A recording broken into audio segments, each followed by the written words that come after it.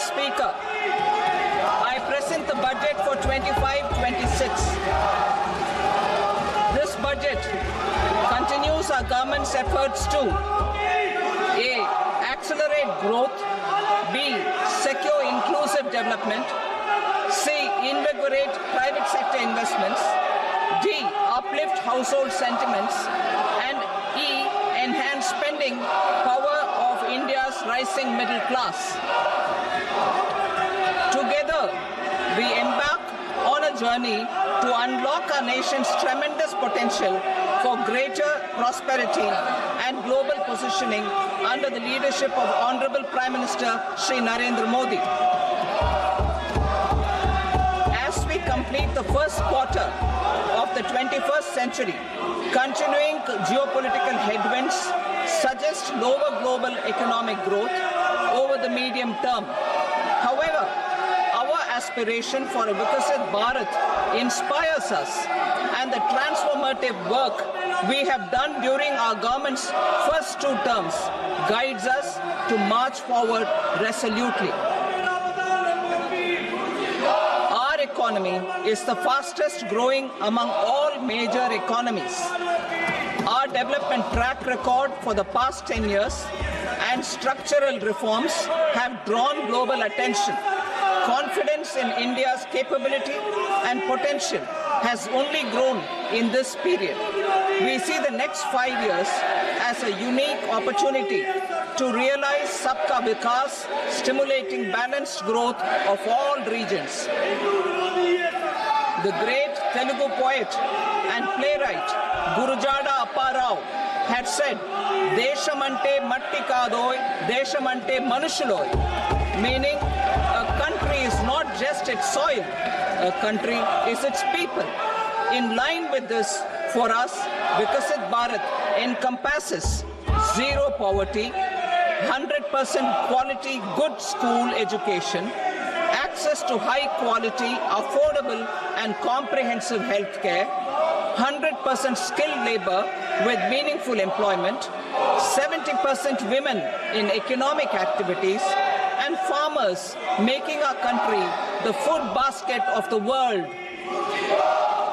In this budget, the proposed development measures span 10 broad areas, focusing on Garib, youth, Annadata, and Nari, spurring agricultural growth and productivity, building rural prosperity and resilience, taking everyone together on an inclusive growth path, boosting manufacturing and furthering Make in India, supporting MSMEs, enabling employment-led development, investing in people, economy, and innovation, securing energy supplies, promoting exports, and nurturing innovation.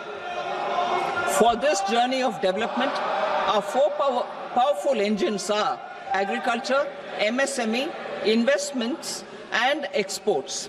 The fuel, our reforms, our guiding spirit, inclusivity, and the destination, Vikasit Bharat.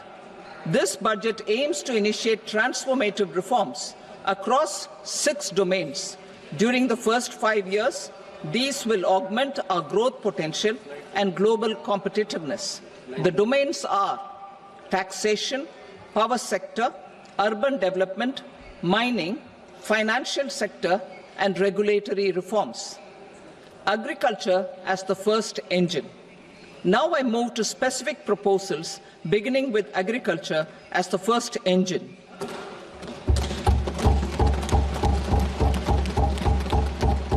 Prime Minister Dhan Dhanya Krishi Yojana, developing agri-districts program. Motivated by the success of the aspirational district program, our government will undertake a Prime Minister Dhan Dhanya Krishi Yojana in partnership with states. Through the convergence of existing schemes and specialized measures, the program will cover 100 districts with low productivity, moderate crop intensity, and below average credit parameters. It aims to 1. Enhance agricultural productivity, 2.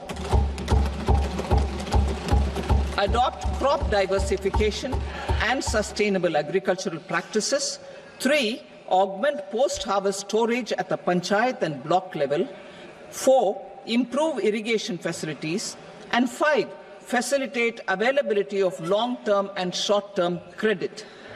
This program is likely to help 1.7 crore farmers. Building rural prosperity and resilience. A comprehensive multi-sectoral rural prosperity and resilience program will be launched in partnership with the states. This will address underemployment in agriculture through skilling, investment, technology, and invigorating the rural economy. The goal is to generate ample opportunities in rural areas so that migration is an option but not a necessity.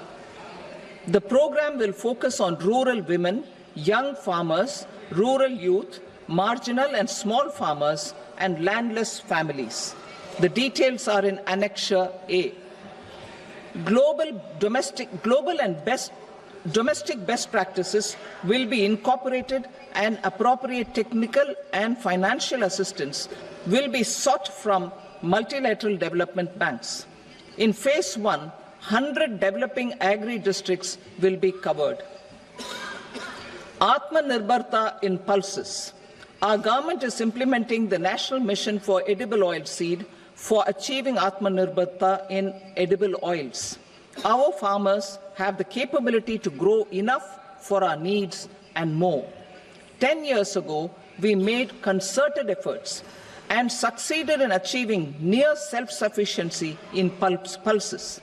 Farmers responded to the need by increasing the cultivated area by 50%, and government arranged for procurement and remunerative prices. Since then, with rising incomes and better affordability, our consumption of pulses has increased significantly. Our government will now launch a 6-year mission for Atmanirbharta in pulses with a special focus on tuar, urad and masoor. Details are in Annexure B. Central agencies such as NAFED and NCCF will be ready to procure these 3 pulses as much as offered during the next 4 years from farmers who register with these agencies and enter into agreements. Comprehensive program for vegetables and fruits. It is encouraging that our people are increasingly becoming aware of their nutritional needs. It is a sign of a society becoming healthier. With rising income levels, the consumption of vegetables, fruits, and Shri Anna is increasing significantly. A comprehensive program to promote production, efficient supplies, processing, and remunerative prices for farmers will be launched in partnership with the states. Appropriate institutional mechanisms for implementation and participation of farmer producer organizations and cooperatives will be set up. Makhana board in Bihar. For this, there is a special opportunity for the people of Bihar. A Makhana board will be established in the state to improve production, processing, value addition, and marketing of makhana. The people engaged in these activities will be organized into FPOs. The board will provide hand-holding and training support to makhana farmers and will also work to ensure they receive the benefits of all relevant government schemes. A national mission on high-yielding seeds will be launched, aimed at 1. Strengthening research ecosystem, 2. Targeted development and propagation of seeds with high yield, pest resistance, and climate resilience, and 3. Commercial availability of more than 100 seed varieties released since July 2024. India ranks second largest globally in fish production and aquaculture.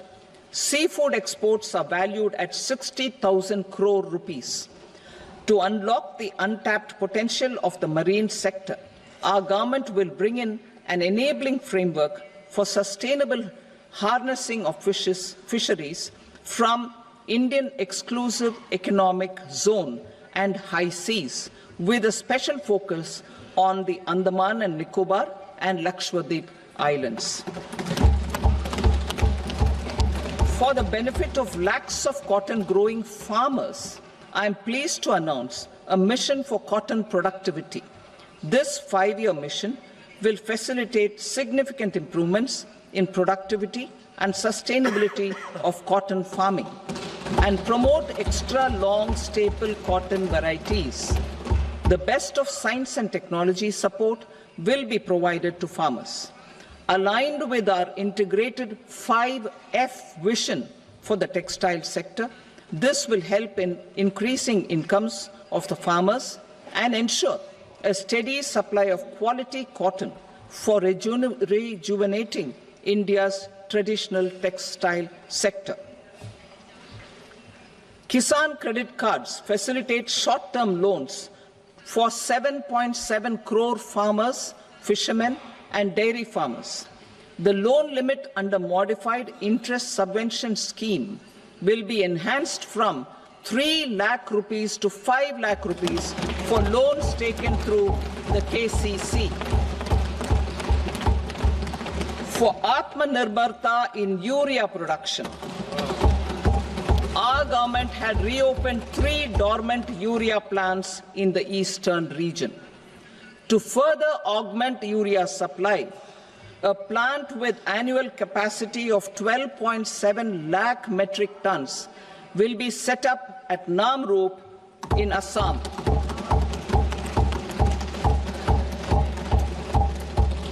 India Post, with 1.5 lakh rural post offices, complemented by the India Post Payment Bank and a vast network of 2.4 lakh Dak Sevaks, will be repositioned to act as a catalyst for the rural economy. Details are at Annexure C. India Post will also be transformed as a large public logistics organization. This will meet the rising needs of Vishwakarmas, new entrepreneurs, women, self-help groups, MSMEs, and the large business organizations. Our government will provide support to NCDC for its lending operations for the cooperative sector. MSMEs as the second engine. Now I move to MSMEs as the second engine, which encompasses manufacturing and services with a focus on MSMEs numbering 5.7 crores. Currently, over 1 crore registered MSMEs, employing 7.5 crore people and generating 36% of our manufacturing, have come together to position India as a global manufacturing hub. With their quality products, these MSMEs are responsible for 45% of our exports. To help them achieve higher efficiencies of scale, technological upgradation, and better access to capital, the investment and turnover limits for classification of all MSMEs will be enhanced to 2.5 and 2 times respectively. This will give them the confidence to grow and generate employment for our youth. The details are given in Annexure D. To improve access to credit, the credit guarantee cover will be enhanced. First, for micro and small enterprises from 5 crore to 10 crore rupees, leading to additional credit of 1.5 lakh crores in the next 5 years. Second, for startups from 10 crore rupees to 20 crore rupees, with the guarantee fee being moderated to 1% for loans in 27 focus sectors which are important for Atmanirbhar Bharat. And for well-run exporter MSMEs, for term loans up to 20 crore rupees. Also for the micro enterprises, we will introduce customized credit cards with a 5 lakh rupee limit for micro enterprises registered on Udaan portal. In the first year, 10 lakh such cards will be issued. Fund of funds for startups. The alternate investment fund, AIFs, for startups have received commitments of more than 91,000 crores rupees. These are supported by the fund of funds set up with the Government of India's contribution of 10,000 crore rupees. Now, a new fund of funds with expanded scope and a fresh contribution of another 10,000 crore rupees will be set up. A new scheme will be launched for 5 lakh women, scheduled castes and scheduled tribes, first-time entrepreneurs. This will provide term loans up to 2 crore rupees during the next 5 years. The scheme will incorporate lessons from the successful Stand Up India scheme. Online capacity building for entrepreneurship and managerial skills will also be organized. Measures for labor-intensive sectors. To promote employment and entrepreneurship opportunities in labor-intensive sectors, our government will undertake specific policy and facilitation measures. To enhance the productivity, quality, and competitiveness of India's footwear and leather sector, a focused product scheme will be implemented. The scheme will support design capacity, component manufacturing, and machinery required for production of non-leather quality footwear, besides the support for leather footwear and products. The scheme is expected to facilitate employment for 22 lakh persons, generate over 4 lakh crore rupees, and exports of over 1.1 lakh crore rupees. Measures for the toys sector. Building on the National Action Plan for Toys, we will implement a scheme to make India a global hub for toys. The scheme will focus on development of clusters, skills, and a manufacturing ecosystem that will create high-quality, unique, innovative, and sustainable toys that will represent the Made in India brand. Support for food processing. In line with our commitment towards Purvodaya, we will establish a National Institute of Food Technology, Entrepreneurship and Management in Bihar. The institute will provide a strong fillip to food processing activities in the entire eastern region. This will result in 1. Enhanced income for the farmers through value addition to their produce, and 2. Skilling entrepreneurship and employment opportunities for the youth. Manufacturing mission, furthering Make in India. Our government will set up a national manufacturing mission covering small, medium, and large industries for furthering Make in India by providing policy support, execution roadmaps, governance, and monitoring framework for central ministries and states. Details are in Annexure E. Given our commitment to climate-friendly development, the mission will also support clean tech manufacturing. This will aim to improve domestic value addition and build our ecosystem for solar PV cells, EV batteries, motors and controllers, electrolyzers, wind turbines, very high voltage transmission equipment, and grid-scale batteries. Investment as the third engine.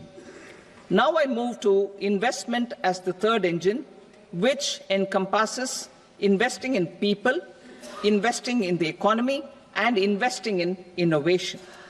Investing in people. Saksham Anganwadi and Poshan 2.0. Saksham Anganwadi and Poshan 2.0 program provides nutritional support to more than 8 crore children. 1 crore pregnant women and lactating mothers all over the country, and about 20 lakh adolescent girls in aspirational districts and the Northeast region. The cost norms for these nutritional support will be enhanced appropriately. Atal Tinkering Labs. 50,000 Atal Tinkering Labs will be set up in government schools in the next 5 years to cultivate the spirit of curiosity and innovation and foster a scientific temper among young minds. Broadband connectivity to government secondary schools and PHCs. Broadband connectivity will be provided to all government secondary schools and primary health centers in rural areas under the BharatNet project. Bharatiya Bhasha Pustak Scheme.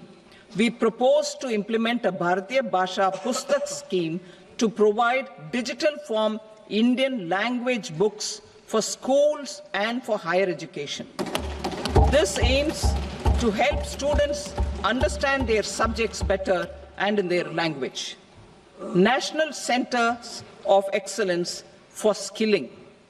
Building on the initiative announced in the July 24 budget, 5 national centers of excellence for skilling will be set up with global expertise and partnerships to equip our youth with the skills required for Make for India, Make for the World manufacturing. The partnership will cover curriculum design, training of trainers, and a skills certification framework and periodic reviews. Expansion of capacity in IITs. Total number of students in 23 IITs has increased 100% from 65,000 to 1.35 lakh in the past 10 years.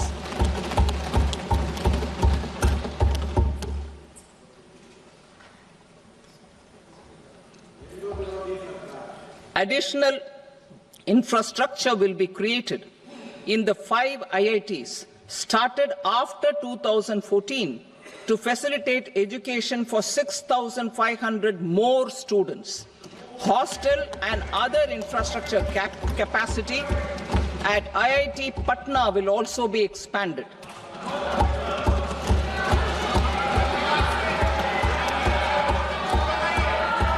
Center of Excellence.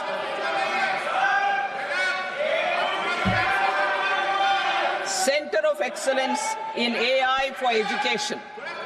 I had announced 3 centers of excellence in artificial intelligence for agriculture, health, and sustainable cities in 2023. Now a center of excellence in artificial intelligence for education will be set up with a total outlay of 500 crores. Expansion of medical education.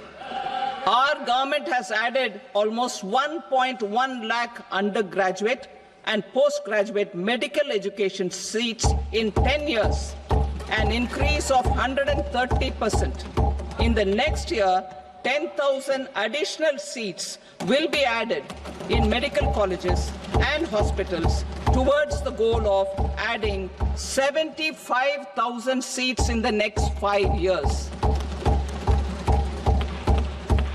Daycare cancer centers in all district hospitals.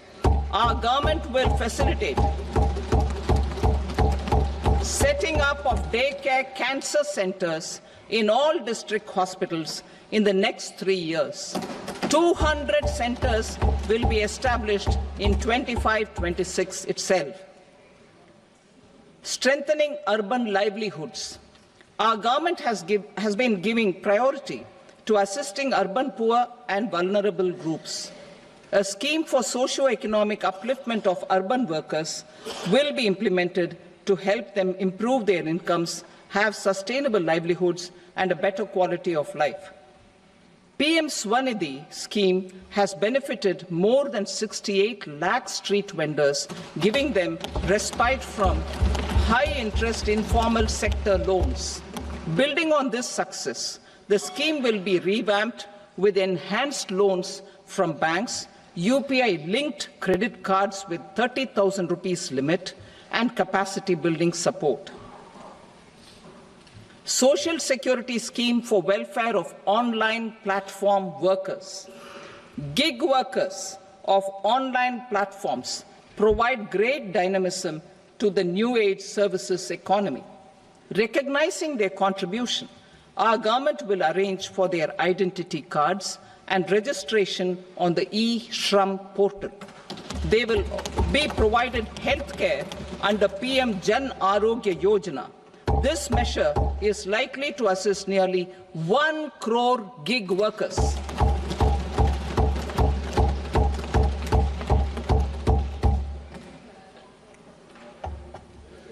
Investing in the economy.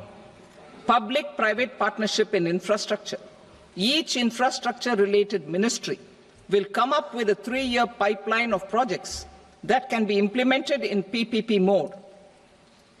States will also be encouraged to do so and can seek support from the India Infrastructure Project Development Fund, which is a scheme to prepare PPP proposals.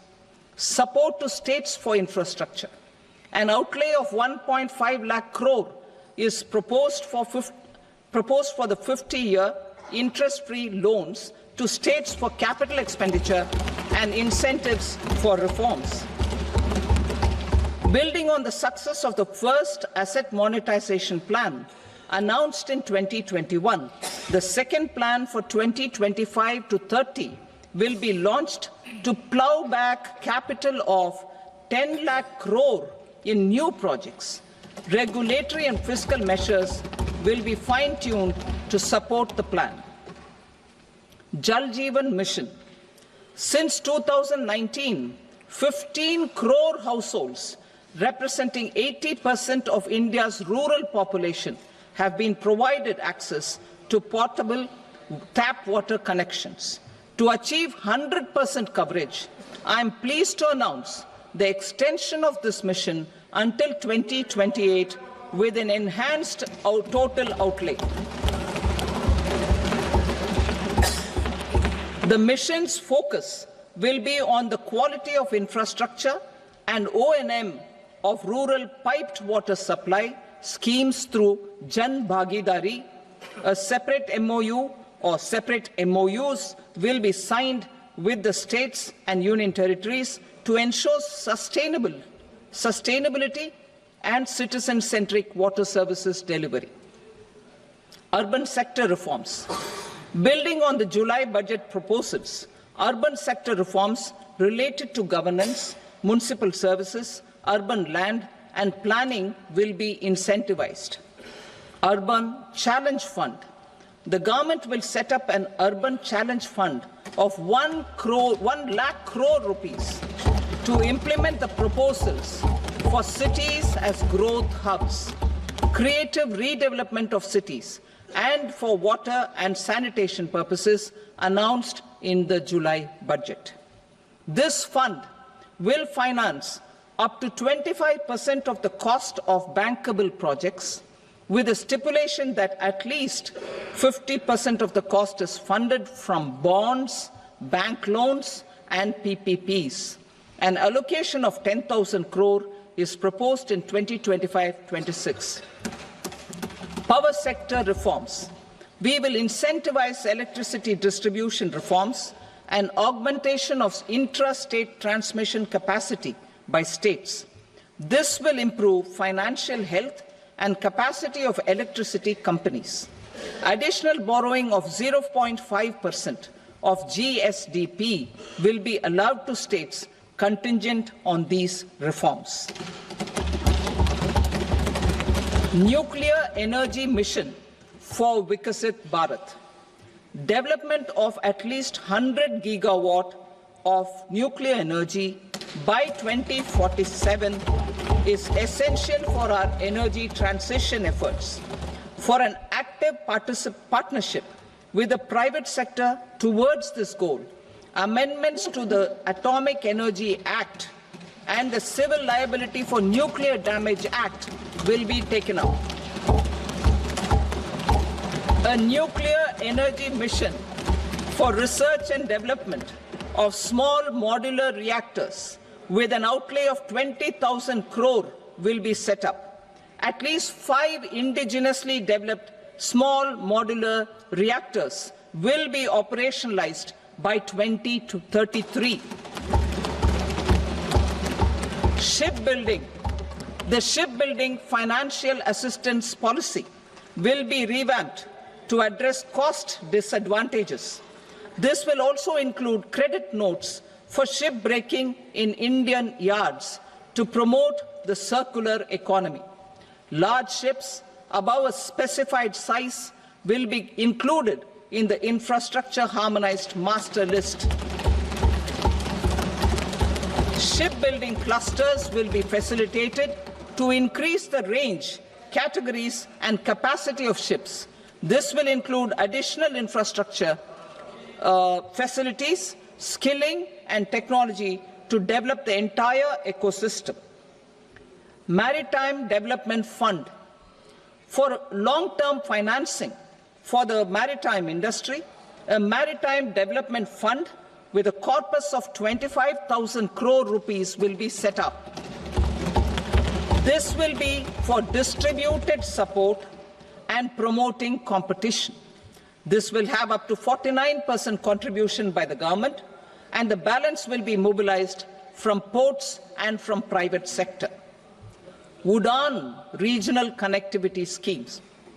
Udaan has enabled 1.5 crore middle-class people to meet their aspirations for speedier travel.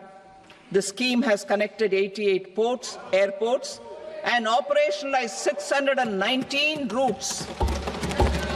Inspired by that success, a modified Udaan scheme will be launched to enhance regional connectivity to 120 new destinations and carry 4 crore passengers in the next 10 years.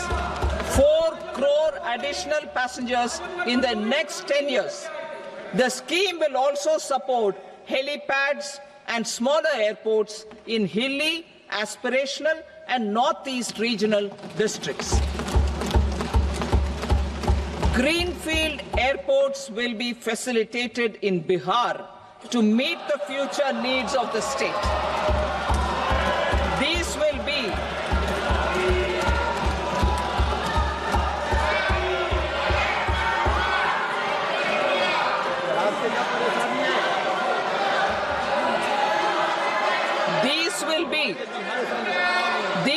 be in addition to the expansion of the capacity of Patna Airport and a brownfield airport in Beta. Western Kosi Canal project in Mithilanchal. Financial support will be provided for the Western Kosi Canal ERM project, benefiting a large number of farmers, cultivating over 50,000 hectares of land in the Mithilanchal region of Bihar. Mining sector reforms. Mining sector reforms, including those for minor minerals, will be encouraged through sharing of best practices and institutions of a state mining index.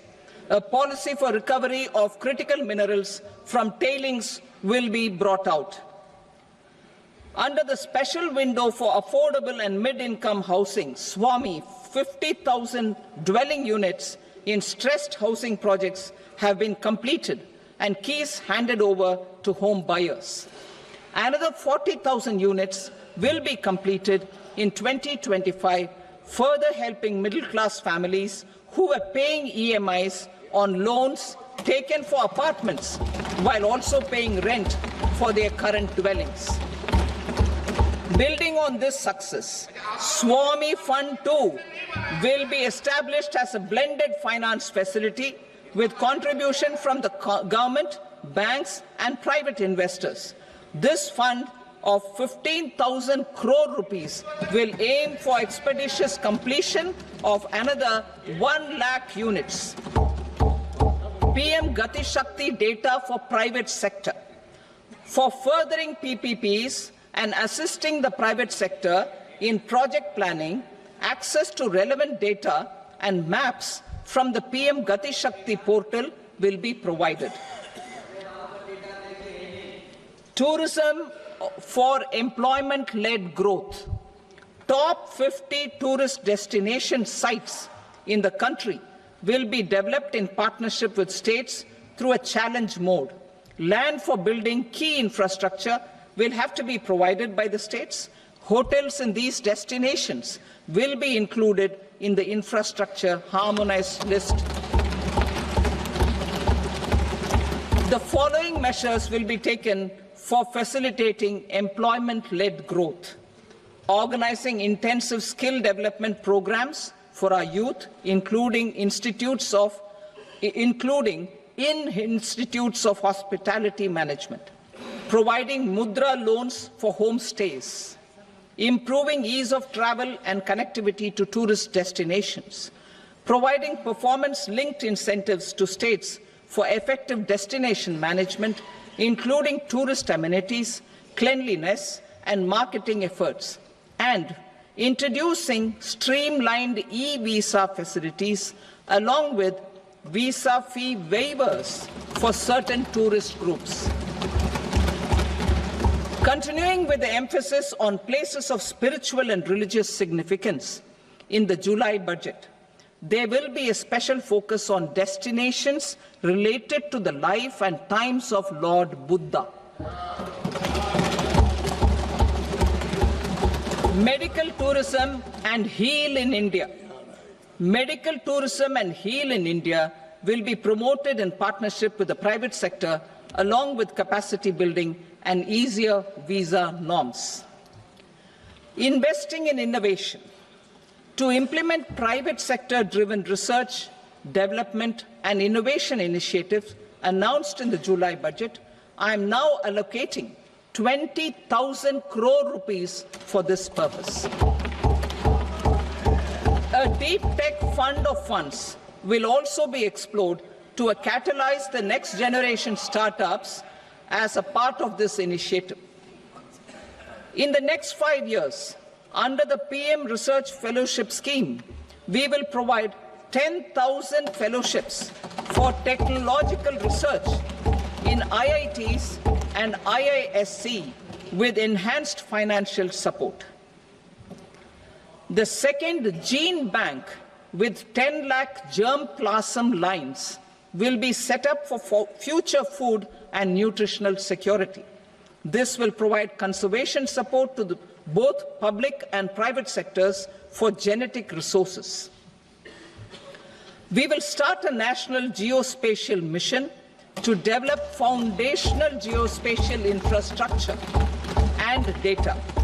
Using PM Gati Shakti, this mission will facilitate modernization of land records, urban planning, and design of infrastructure projects.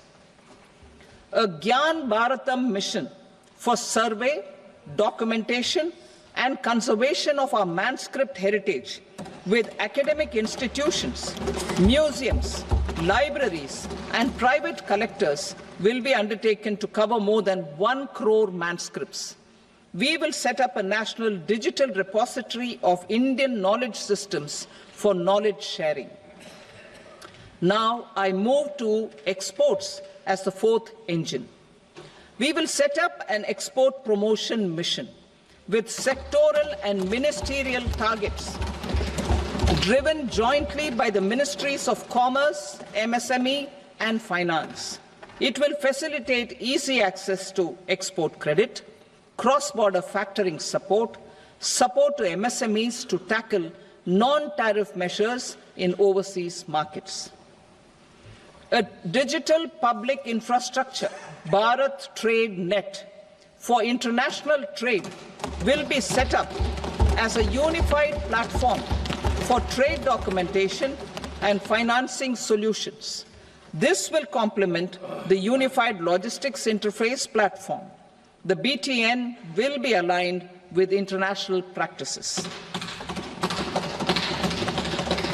Support will be provided to develop domestic manufacturing capacities for our economy's integration with global supply chains. Sectors will be identified based on objective criteria.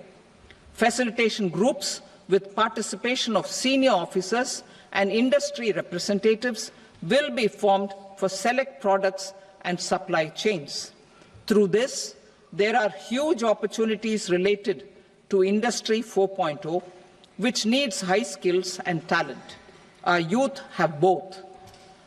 Our government will support the domestic electronic equipment industry to leverage this opportunity for the benefit of our youth.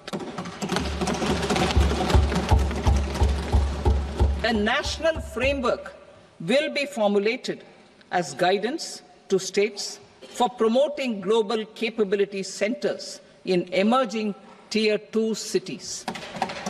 This will suggest measures for enhancing availability of talent and infrastructure, building bylaw reforms, and mechanisms for collaboration with industry.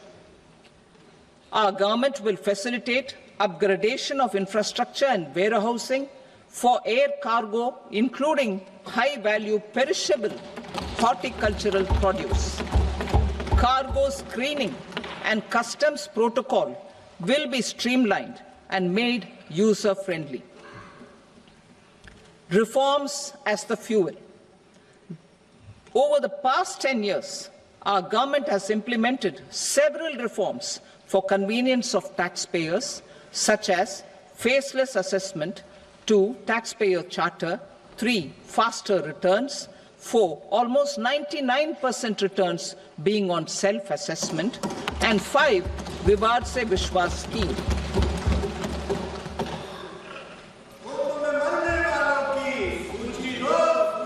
Continuing these efforts, I reaffirm the commitment of the Tax Department to trust first, scrutinize later. I also propose to introduce the new income tax bill next week. I will detail the indirect tax reforms and changes in direct taxes in Part B. Financial sector reforms.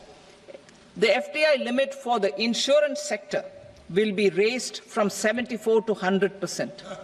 This enhanced limit will be available for those companies which invest the entire premium in India.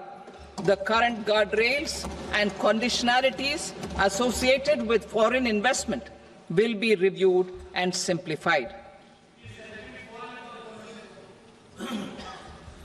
The services of India Post Payment Bank will be deepened and expanded in rural areas.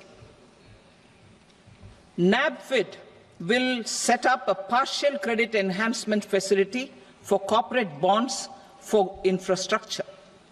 Public sector banks will develop Grameen Credit Score framework to serve the credit needs of SHG members and people in rural areas.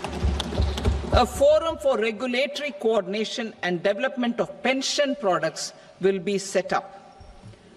To implement the earlier announcement on simplifying the KYC processes, the revamped Central KYC Registry will be rolled out in 2025.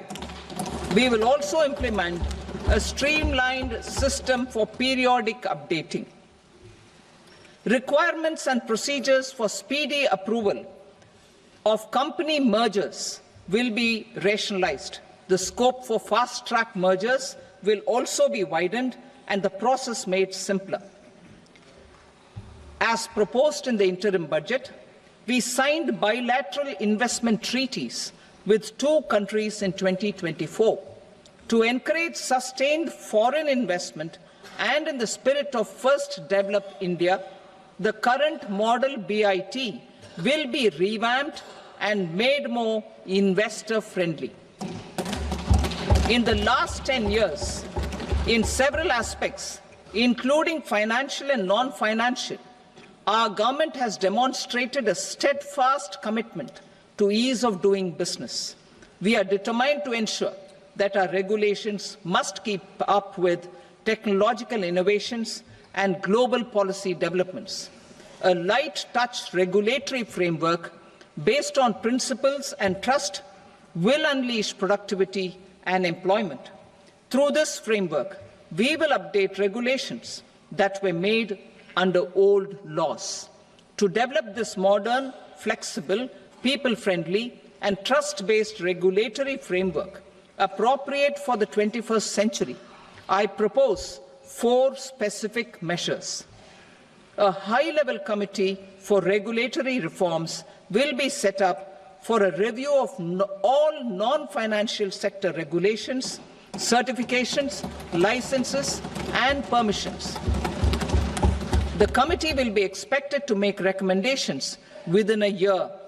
The objective is to strengthen trust-based economic governance and take transformational measures to enhance ease of doing business, especially in matters of inspection and compliances. States will be encouraged to join in this endeavour. An investment friendliness index of states will be launched in 2025 to further the spirit of competitive, cooperative federalism. Under the Financial Stability and Development Council, a mechanism will be set up to evaluate impact of the current financial regulations and subsidiary instructions. It will also formulate a framework to enhance their responsiveness and development of the financial sector. In the Jan Vishwas Act 2023, more than 180 legal provisions were decriminalized.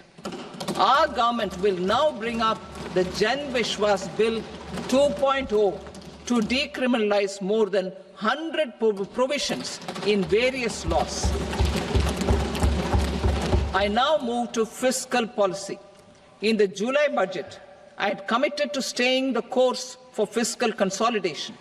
Our endeavour will be to keep the fiscal deficit each year such that central government debt remains on a declining path as a percentage of the GDP.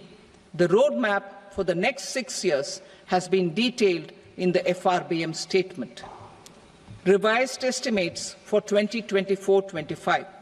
The revised estimate of the total receipts other than borrowings is 31.47 lakh crore rupees, of which the net tax receipts are 25.57 lakh crore rupees.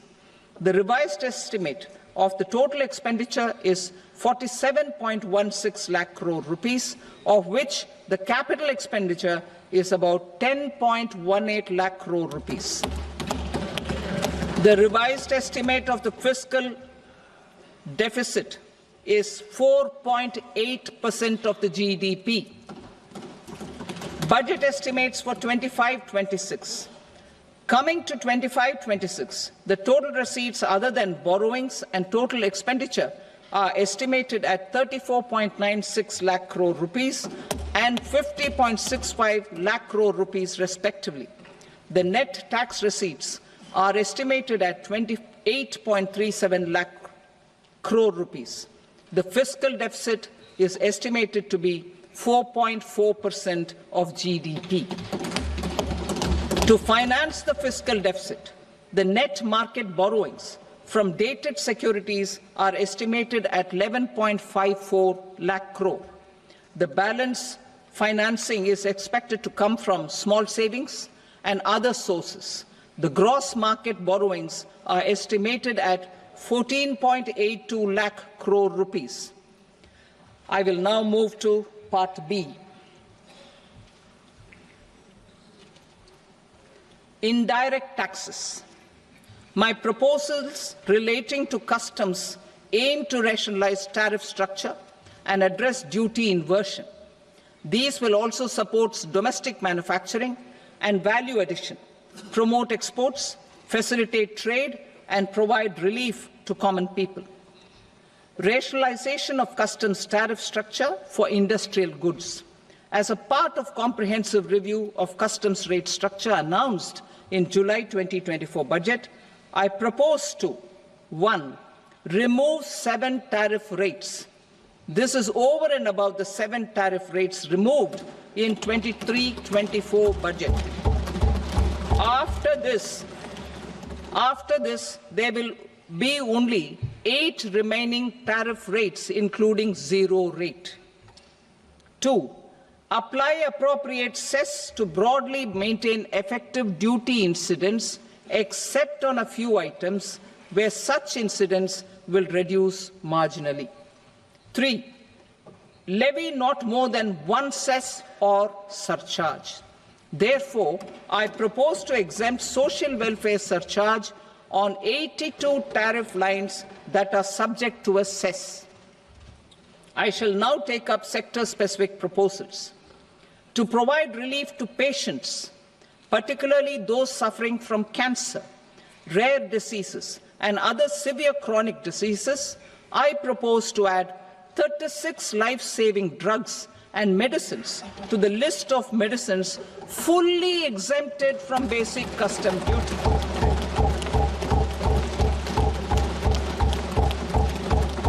I also propose to add 6 life-saving medicines to the list attracting concessional custom duty of 5%. Full exemption and concessional duty will also respectively apply on the bulk drugs for manufacture of the above. Specified drugs and medicines under patient assistance programs run by the pharmaceutical companies are fully exempt from BCD, provided the medicines are supplied free of cost to the patients. I propose to add 37 more medicines along with 13 new patient assistance programs. Support to domestic manufacturing and value addition. Critical minerals.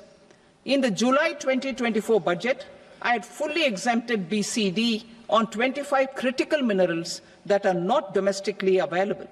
I had also reduced BCD of 2 other such minerals to provide a major fillip to their processing, especially by MSMEs.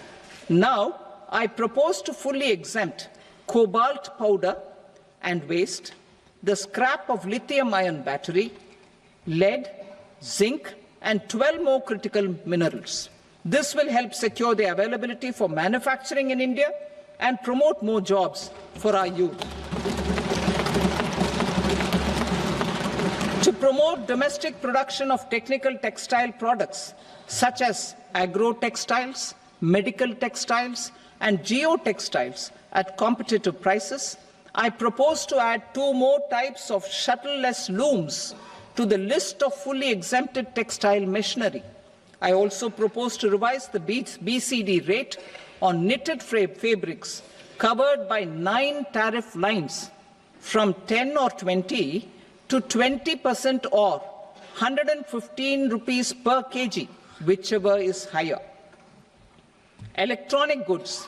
In line with our Make in India policy and to rectify inverted duty structure, I propose to increase the BCD on interactive flat panel display from 10% to 20% and reduce the BCD to 5% on open cell and other components.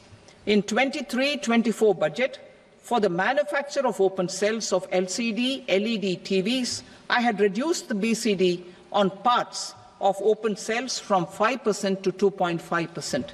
To further boost the manufacture of such open cells, the BCD on these parts will now stand exempted. Lithium-ion battery.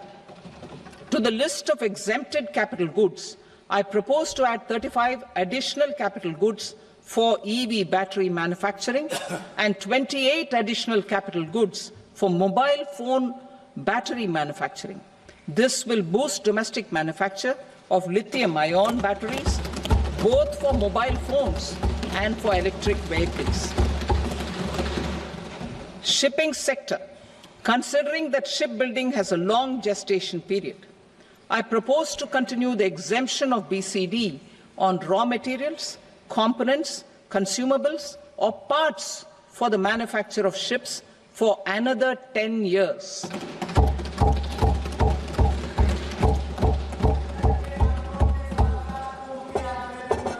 I also propose the same dispensation for shipbreaking to make it more competitive. Telecommunication. To prevent classification disputes, I propose to reduce the BCD from 20% to 10% on carrier-grade Ethernet switches to make it at par with non-carrier-grade Ethernet switches. Export promotion. To facilitate exports of handicrafts, I propose to extend the time period for export from 6 months to 1 year, further extendable by another 3 months if required. I also propose to add 9 items to the list of duty-free inputs. Leather sector. I propose to fully exempt BCD on wet blue leather to facilitate imports for domestic value addition and employment. I also propose to exempt crust leather from 20% export duty to facilitate exports by small tanners. Marine products. To enhance India's competitiveness in the global seafood market, I propose to reduce BCD from 30% to 5% on frozen fish paste, surimi, for manufacture and export of its analog products. I also propose to reduce BCD from 15% to 5% on fish hydrolysates for manufacture of fish and shrimp feed. In July 2024 budget, to promote development of domestic MROs for aircraft and ships, I had extended the time limit for export of foreign origin goods that were imported for repairs from 6 months to 1 year and further extendable by 1 year. I now propose to extend the same dispensation for railway goods. Time limit for provisional assessment. Presently, the Customs Act 1962 does not provide any time limit to finalize provisional assessments, leading to uncertainty and cost to trade. As a measure of promoting ease of doing business, I propose to fix a time limit of 2 years, extendable by a year, for finalizing the provisional assessment. I propose to introduce a new provision that will enable importers or exporters, after clearance of goods, to voluntarily declare material facts and pay duty with interest but without penalty. This will incentivize voluntary compliance. However, this will not apply in cases where department has already initiated audit or investigation proceedings. For industry to better plan their imports, I propose to extend the time limit for the end use of imported inputs in the relevant rules from 6 months to 1 year. This will provide operational flexibility in view of cost and uncertainty of supply. Further, such importers will now have to file only quarterly statements instead of a monthly statement.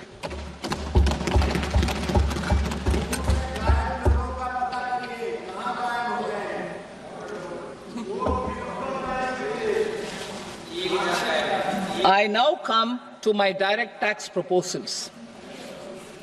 In Part A, I have briefly underlined taxation reforms as one of key reforms to realize our vision of Vikasit Bharat. In respect of criminal law, our government had earlier ushered in Bharatiya Nyaya Sanhita, replacing Bharatiya Danda Sanhita. I am happy to inform this august House and the country that for new income tax bill will carry forward the same spirit of Nyaya in its drafting as well. The new bill will be clear and direct in text, with close to half of the present law in terms of both chapters and words.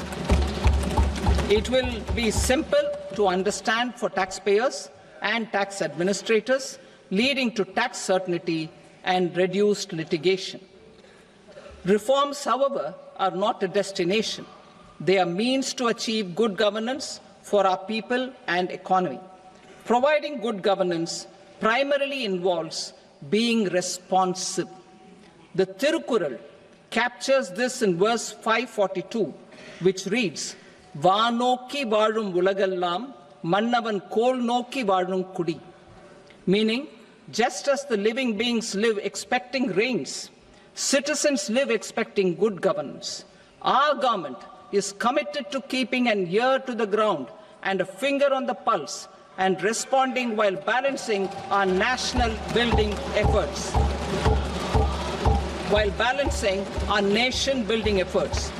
The following measures will detail just how our government will, under the guidance of PM Modi, has taken steps to understand and address. I repeat that sentence, sir. The following measures will detail just how our government, under the guidance of PM Modi, has taken steps to understand and address the needs voiced by our citizens. My tax proposals are guided by this spirit. The objectives of my proposals are as follows. Personal income tax reforms with special focus on middle class. Rationalization of TDS and TCS for easing difficulties.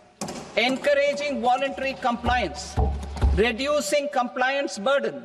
Ease of doing business, employment and investment.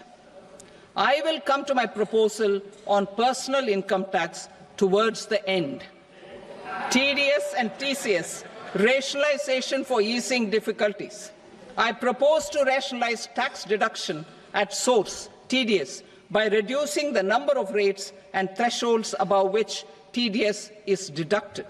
Further, threshold amounts for tax deduction will be increased for better clarity and uniformity.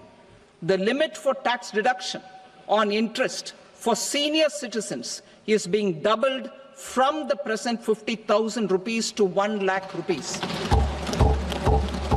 Similarly, the annual limit of 2.40 lakh rupees for TDS on rent is being increased to 6 lakh rupees.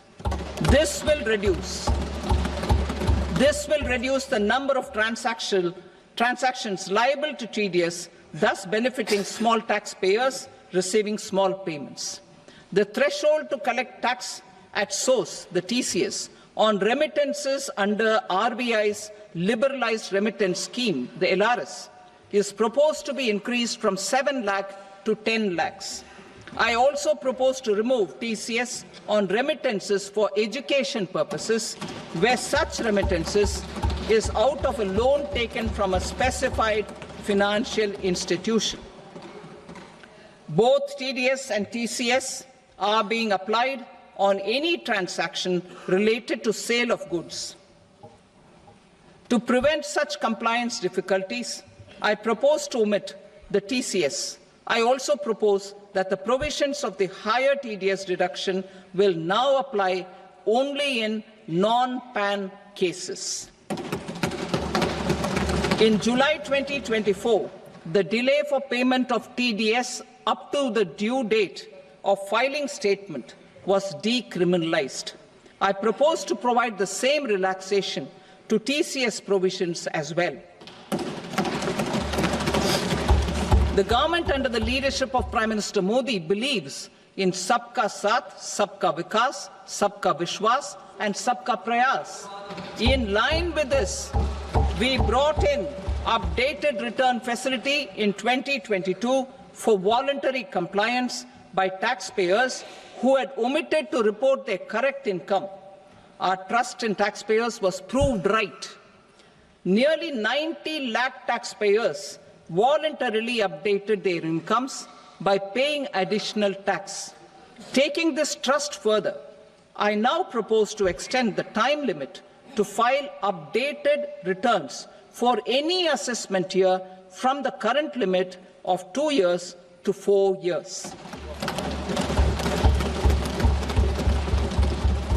I propose to reduce the compliance burden for small charitable trusts and institutions by increasing their period of registration from 5 years to 10 years.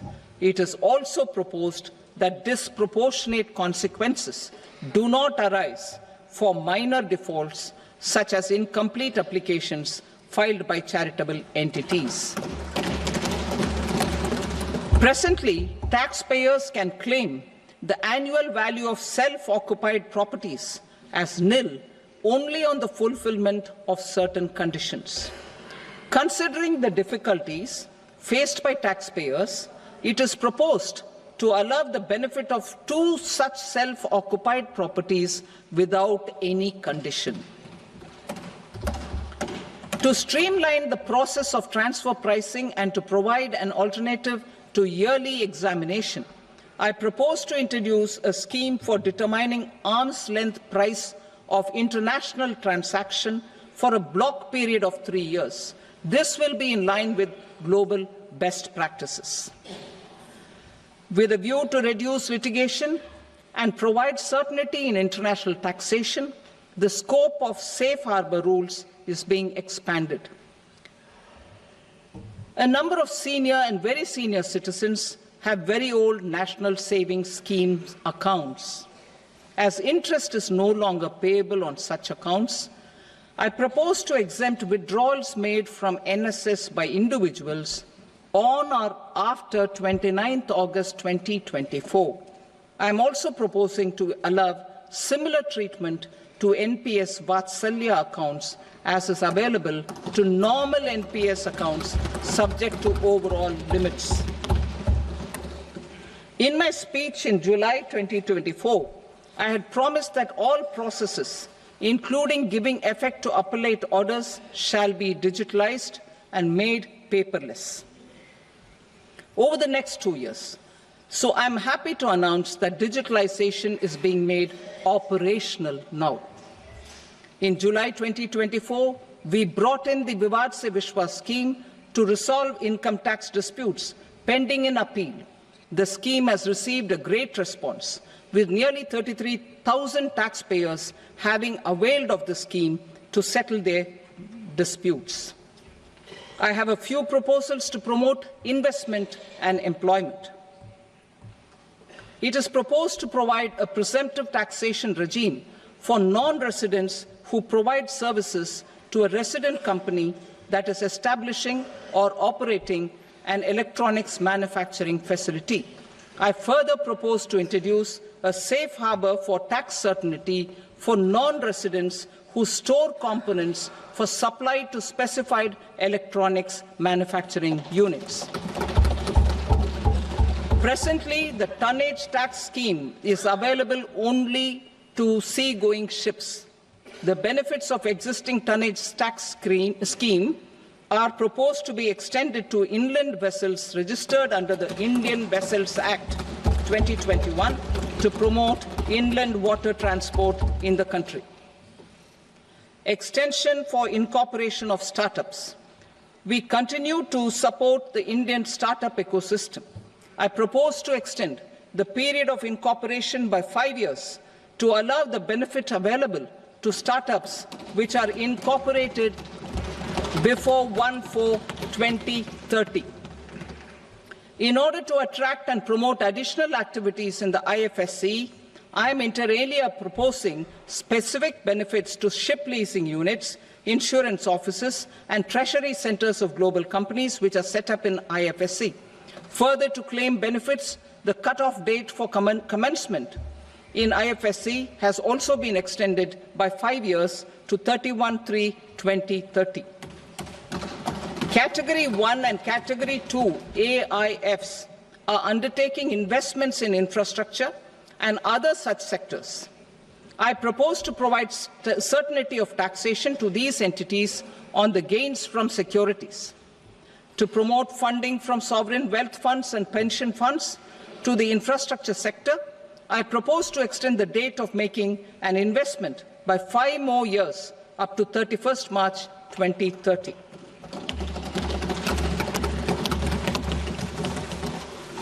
Personal income tax reforms with special focus on middle class. Democracy, demography, and demand are the key support pillars in our journey towards Vikasit Bharat.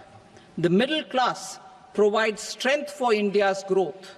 This government, under the leadership of Prime Minister Modi, has always believed in the admirable energy and ability of the middle class in nation building. In recognition of their contribution, In recognition of their contribution, we have periodically reduced their tax burden.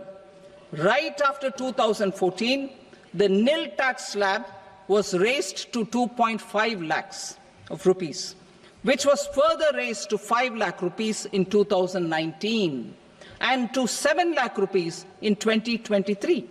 This is reflective of our government's trust on the middle-class taxpayers.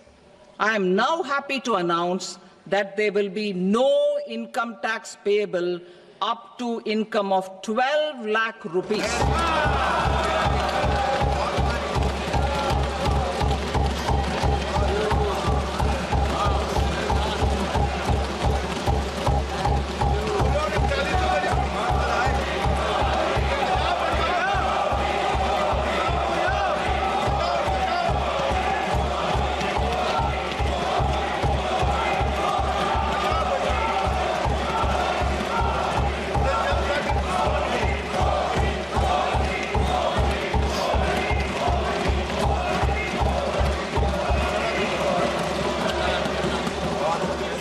So, average income of 1 lakh per month other than the special rate income such as capital gains under the new regime.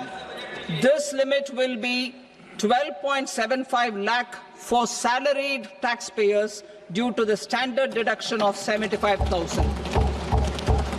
Slabs and rates are being changed across the board to benefit all taxpayers. The new structure will substantially reduce the taxes of the middle class and leave more money in their hands, boosting household consumption, savings and investment. In the new tax regime, I propose to revise tax rate structures as follows: 0 to 4 lakh rupees nil, 4.8 lakh rupees to 4 to 8 lakh rupees 5%, 8 to 12 lakh rupees 10%, 12 to 16 lakh rupees 15%, 16 to 20 lakh rupees 20%, 20 to 24 lakh rupees 25%, and above 24 lakh rupees 30%. To taxpayers up to 12 lakh of normal income other than special rate income such as capital gains. I read that again. To taxpayers up to 12 lakh of income other than special rate income such as capital gains, tax rebate is being provided in addition to the benefit due to slab rate reduction in such a manner that there is no tax payable by them. The total tax benefit of slab rate changes and rebate at different income levels can be illustrated with a few examples. A taxpayer in the new regime with an income of 12 lakh rupees will get a benefit of 80,000 rupees in tax, which is 100% of tax payable as per the existing rates. A person having income of 18 lakh rupees will get a benefit of 70,000 rupees in tax, that is 30% of tax payable as per existing rates. A person with an income of 25 lakh gets a benefit of 1,10,000 rupees, that is 25% of his tax payable as per existing rates. Details of my tax proposals are given in the annexure. As a result of these proposals, Honourable Speaker, sir, revenue of about 1 lakh crore in direct taxes and 2,600 crores in indirect taxes will be foregone. Mr. Speaker, sir, with this, I commend the budget to this august House.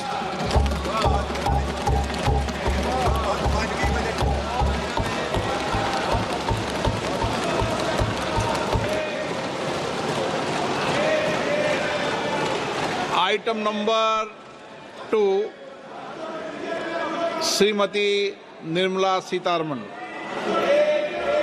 Sir, with your permission, I rise to lay on the table the following statements under Section 3(1) of the Fiscal Responsibility and Budget Management Act 2003, Medium-Term Fiscal Policy cum Fiscal Policy Strategy Statement and Macroeconomic Framework Statement. Item number 3, Srimati Nirmala Sitharaman. Sir, with your permission, I rise to move for leave to introduce the Finance Bill 2025.